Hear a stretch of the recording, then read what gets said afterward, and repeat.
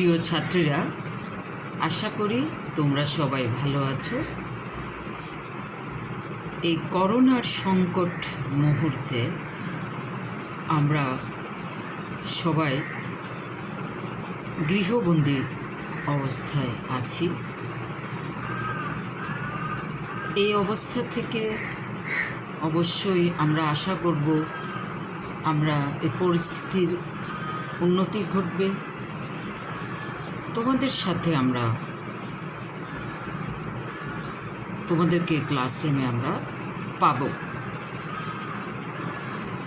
এই মহামারী যেন এই যে কয়েক বছর পর পর যে এই সমস্ত মহামারী দেখা যায়, তোমাদেরকে প্রস্তুতি নিতে হবে। তোমাদেরকে নিজেদেরকে এমনভাবে গড়ে উঠতে হবে যাতে তোমরা এই ভবিষ্যতে আর কোনো ধরনের মহামারী আর না আসে। আশা করি তোমরা ওরকম যোগ্যতা অধিকারী হবে।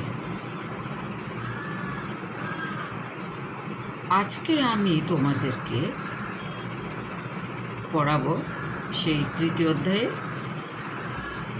রাসায়নিক বন্ধন পড়াচ্ছি, সেখান থেকে আজকে পড়াবো হাইড্রোজেন বন্ধন। তোমরা একটু মনোযোগ দিয়ে পড়ো, কারণ তোমাদের সামনে অ্যাসাইনমেন্ট হবে।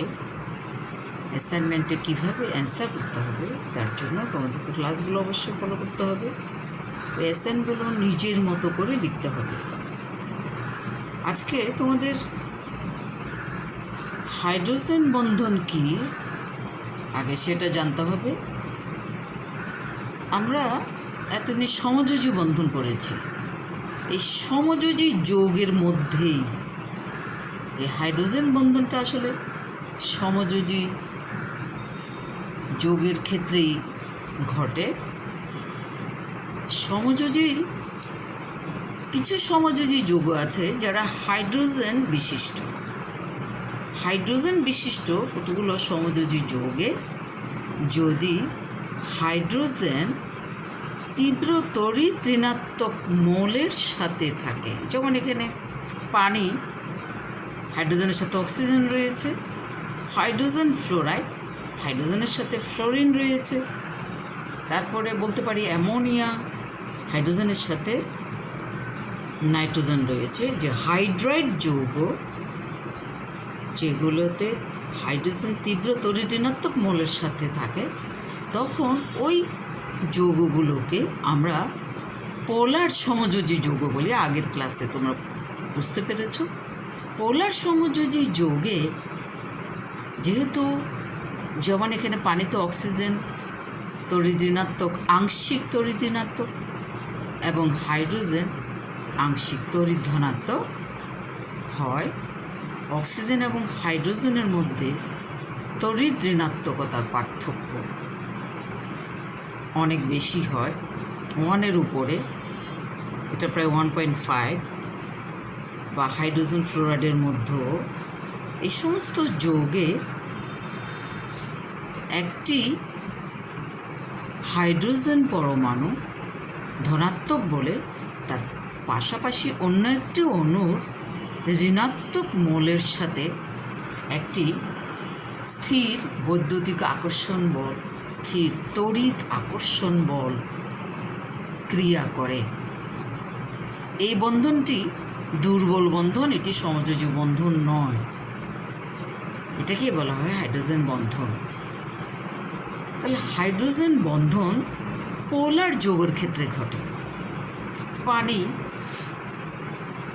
হাইড্রোজেন ফ্লোরাইড, অ্যামোনিয়া, যেখানে হাইড্রোজেন তীব্র তড়িৎ ঋণাত্মক মৌলের সাথে কোনো হাইড্রাইড যৌগ গঠন করে, সমযোজী যৌগ, সেখানে সমযোজী যৌগের একটি অণুর হাইড্রোজেন পরমাণু এবং অন্য অণুর তড়িৎ ঋণাত্মক পরমাণুর মধ্যে একটা সেতু কাজ করে। একটা দুর্বল তড়িৎ আকর্ষণ বল বৈদ্যুতিক আকর্ষণ বল, এই বন্ধনকে বলা হয় হাইড্রোজেন বন্ধন।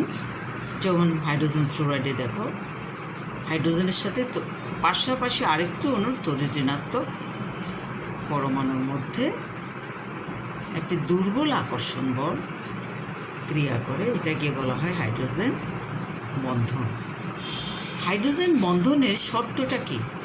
হাইড্রোজেন বন্ধনের শর্ত হবে তাহলে হাইড্রোজেন যদি অধিক তড়িৎ ঋণাত্মক কোনো মৌল, ফ্লোরিন, অক্সিজেন, নাইট্রোজেনের সাথে যদি সমযোজী যৌগ তৈরি করে, যে যৌগটিকে আমরা বলছি পোলার যৌগ, এই পোলার যৌগের মধ্যেই একমাত্র এই পোলার যৌগ, যেখানে হাইড্রেট যৌগ, তখনই তড়িৎ ঋণাত্মক পরমাণুর সাথে দুইটি তড়িৎ ঋণাত্মক পরমাণুর সাথে দুইটি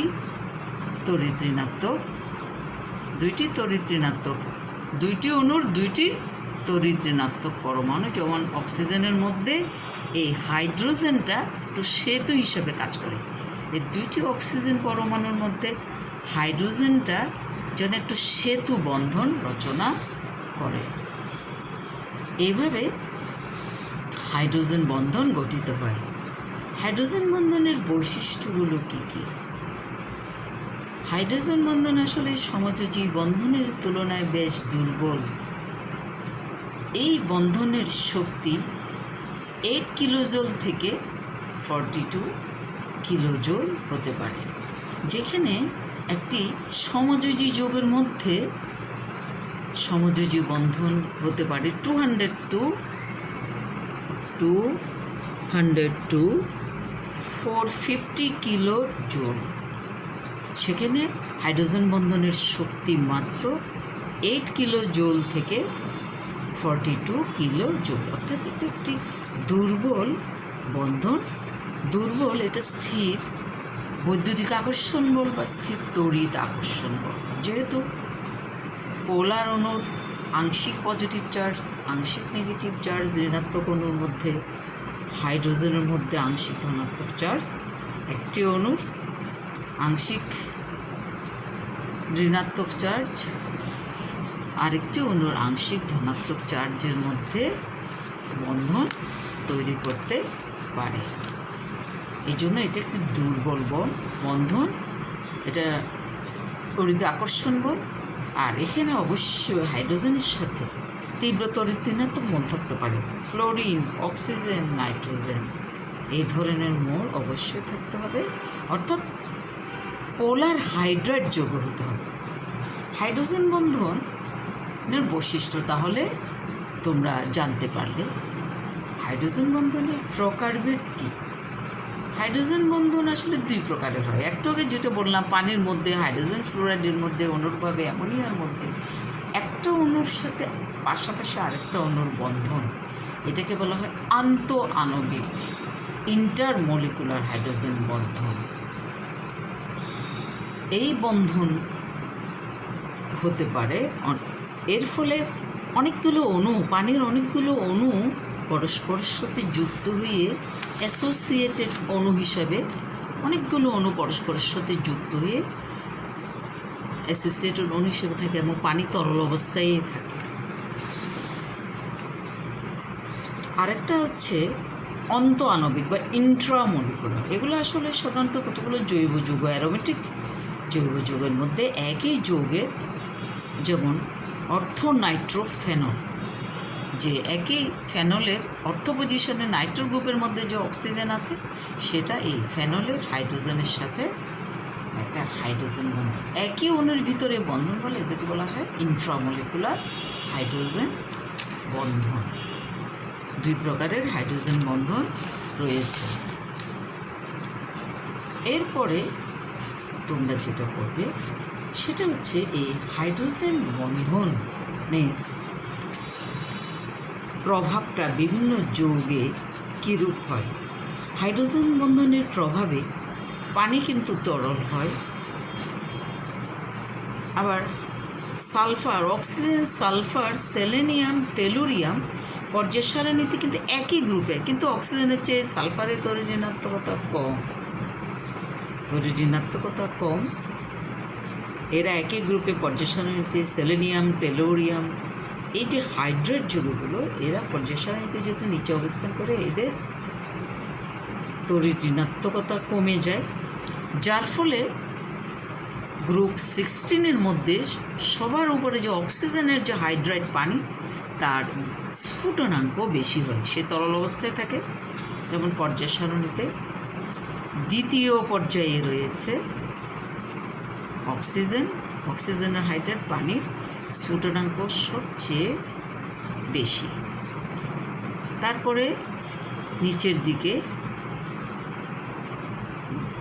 হাইড্রোজেন সালফারের গলনাঙ্ক স্ফুটনাঙ্ক কমে যায়। আবার ক্রমান্বয়ে ডানে যাওয়ার ফলে সেলেনিয়াম, টেলুরিয়াম, এই যে একটা পর্যায়ের বাঁ থেকে ডানে যাওয়ার ফলে সেলেনিয়াম, টেলুরিয়াম, এদের আকার একটু বাড়ে। এই যৌগগুলোর গলনাঙ্ক স্ফুটনাঙ্ক একটু বাড়তে থাকে। এই সমস্ত পরমাণুর আকার ছোট হয়, এদের হাইড্রোজেন বন্ধন মোটামুটি স্ট্রং হয়। গ্রুপ 15 মধ্যে রয়েছে নাইট্রোজেন, ফসফরাস, আর্সেনিক, অ্যান্টিমনি। নাইট্রোজেনের দেখা গেছে স্ফুটনাঙ্ক একটু বেশি,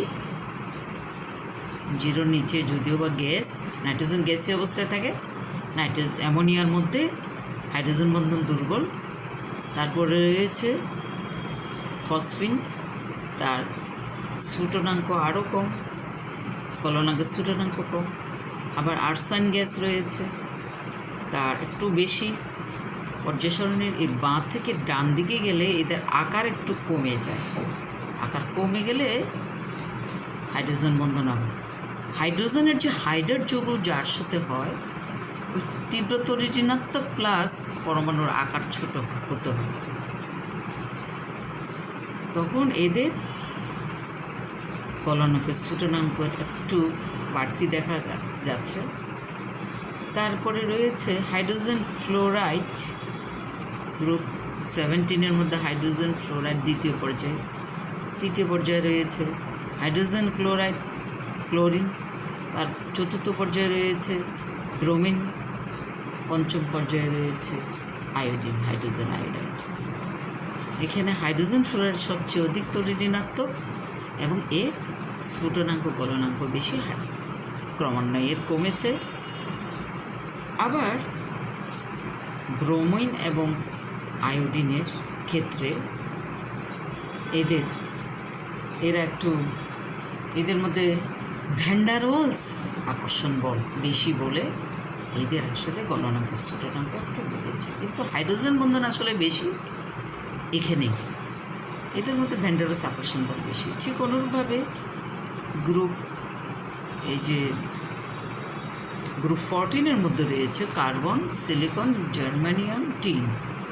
মিথেনের এই গলনাঙ্কের স্ফুটনাঙ্ক একটু বেশি, আবার এদের একটু বেশি। কার্বনের তড়িৎ ঋণাত্মকতাও কম, তার স্ফুটনাঙ্ক কম। ক্রমান্বয়ে এদের 3 পর্যন্ত গ্রুপ 14 এদের মধ্যে আন্তঃআণবিক আকর্ষণ বল বেশি, ফলে এদের গলনাঙ্কের স্ফুটনাঙ্ক একটু বেড়েছে, কিন্তু হাইড্রোজেন বন্ধনও এখানে কম। এদের মধ্যে হাইড্রোজেন বন্ধন অনেক কম, এদের অনেক কম। একটা গ্রুপের উপর থেকে নিচের দিকে গেলে হাইড্রোজেন বন্ধন কমতে থাকে। তাহলে দেখা যাচ্ছে এখানে পানি এবং হাইড্রোজেন সালফাইডের মধ্যে, যৌগগুলোর মধ্যে পানি তরল অবস্থায় থাকে, হাইড্রোজেন সালফাইড গ্যাসীয় অবস্থায় থাকে। কেন? এই যে পানির মধ্যে গলনাঙ্ক স্ফুটনাঙ্ক বেশি, হাইড্রোজেন সালফাইডের স্ফুটনাঙ্ক অনেক কম। এইটা ব্যাখ্যা করতে হলে তোমাদের কী প্রয়োজন? তোমরা বলবে যে পানির মধ্যে হাইড্রোজেন বন্ধন রয়েছে। কেন? পানির মধ্যে হাইড্রোজেন এবং অক্সিজেনের মধ্যে যে তড়িৎ ঋণাত্মকতার পার্থক্য, সেটা 1.4। পানি একটি শক্তিশালী পোলার যৌগ, পোলারিটি বেশি, ডাইপোল মোমেন্টের মান বেশি। পানি পোলার যৌগ, পানি অনেকগুলো পানির অণু পরস্পরের সাথে যুক্ত হয়ে হাইড্রোজেন বন্ধনের মাধ্যমে অ্যাসোসিয়েটেড অণু, বৃহদাকার অণু তৈরি করে। পানির জন্য তরল স্ফুটনাঙ্ক বেশি। অন্যদিকে হাইড্রোজেন সালফাইড। হাইড্রোজেন সালফাইডের মধ্যে হাইড্রোজেন এবং সালফারের মধ্যে তড়িৎ ঋণাত্মকতা পার্থক্য মাত্র 0.4, অর্থাৎ হাইড্রোজেন সালফাইড পোলার যৌগ নয়। সাধারণত 0.5-এর উপরে গেলেই ওই যৌগগুলো পোলার হয়। তাহলে এদের মধ্যে হাইড্রোজেন বন্ধন সম্ভব নয়। হাইড্রোজেন সালফাইডের প্রত্যেকটা অণু আলাদা আলাদাভাবে থাকে, এই জন্য এরা গ্যাসীয় অবস্থায় থাকে। তাহলে হাইড্রোজেন বন্ধন গঠন সম্ভব নয়। পানিতে হাইড্রোজেন বন্ধনের উপস্থিতির ফলে পানির অণুসমূহ পরস্পরকে আকৃষ্ট করে অজস্র অণু সংঘবদ্ধভাবে বিরাজ করে, ফলে পানিতে আন্তঃআণবিক আকর্ষণ দূরত্ব হ্রাস পায় এবং পানি তরল অবস্থা প্রাপ্ত হয়। তাহলে অন্যদিকে হাইড্রোজেন সালফাইডের অণুসমূহে হাইড্রোজেন বন্ধন গঠনের কোনো সুযোগ নেই বলে এটি পৃথক অণু হিসেবে গ্যাসীয় অবস্থায় থাকে। হাইড্রোজেন সালফাইড অণুগুলোর মধ্যে একটি দুর্বল ভ্যান ডার ওয়ালস আকর্ষণ বল কাজ করে। হাইড্রোজেন বন্ধন গঠনের শর্তগুলোর মধ্যেই আছে তীব্র তড়িৎ ঋণাত্মক মৌল অক্সিজেন, নাইট্রোজেন, ফ্লোরিন। এদের তড়িৎ ঋণাত্মকতার মান অধিক হবে। তড়িৎ ঋণাত্মক পরমাণুর আকারও ছোট হওয়া প্রয়োজন, ছোট আকারের পরমাণু। কিন্তু ভ্যান ডার ওয়ালস আকর্ষণ বল অপোলার সমযোজী যৌগসমূহের মধ্যে বিরাজ করে, যেমন methane, hydrogen sulphide apolar. Hydrogen অণু, ক্লোরিন অণু, অক্সিজেন অণু এদের মধ্যে সমযোজী অপোলার সমযোজী যৌগগুলোর মধ্যে একটি দুর্বল আকর্ষণ বল আছে, সেটাকে বলা হয় ভ্যান ডার ওয়ালস আকর্ষণ বল। ভ্যান ডার ওয়ালস আকর্ষণ বলের ফলে যৌগসমূহের ভৌত অবস্থান নির্ধারিত হয়। এই জন্য এই অণুগুলোর মধ্যে ভ্যান ডার ওয়ালস আকর্ষণ বলের মাত্রা কম বেশি হয়। হাইড্রোজেন বন্ধন কেবলমাত্র কতিপয় পরমাণুর মধ্যে সীমাবদ্ধ, যেমন পোলার যৌগের মধ্যে। পোলার যৌগ হাইড্রার যে সমস্ত যৌগের মধ্যে হাইড্রার যৌগের মধ্যে তীব্র তড়িৎ ঋণাত্মক মৌল আছে, পোলার যৌগ, তাদের ক্ষেত্রে শুধুমাত্র হাইড্রোজেন বন্ধন ঘটে। কিন্তু ভ্যান ডার ওয়ালস আকর্ষণ বল নিরপেক্ষ অণু, নিষ্ক্রিয় গ্যাস এবং একই ধরনের কঠিন মৌলের মধ্যেও সৃষ্টি হয়, যেমন ফসফরাস, সালফার, এরূপ বিভিন্ন অণু, নিষ্ক্রিয় গ্যাসের পরমাণু বিভিন্ন তাপে এদের বিভিন্ন রূপ ভৌত অবস্থায় বিভিন্ন শক্তিতে নিজেদের মধ্যে ভ্যান ডার ওয়ালস বল দ্বারা সংযুক্ত থাকে। মিথেন একটি সমযোজী যৌগ, এটি একটি অপোলার যৌগ, এই জন্য এটি একটি দুর্বল ভ্যান ডার ওয়ালস আকর্ষণ বল কাজ করে। এর জন্য মিথেনের গলনাঙ্কের সূচকাঙ্কও কম। তাহলে ভ্যান ডার ওয়ালস বলের কারণে এই সমস্ত যৌগের মধ্যে এদের গলনাঙ্কের সূচকাঙ্ক একটু বৃদ্ধি পায়। তোমরা বিষয়বস্তু ভালোভাবে বই দেখে পড়বে। আমার কিছু প্রশ্ন আছে, প্রশ্ন দিব, ওই প্রশ্নগুলো বাড়ির কাজ দিয়ে দিব। তোমরা ওগুলো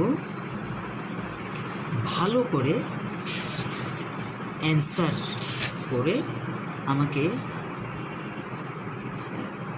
আমাকে উত্তরটা পাঠাবে, অবশ্যই পাঠাবে। এখানে একটা প্রশ্ন দেওয়া আছে, বাড়ির কাজ।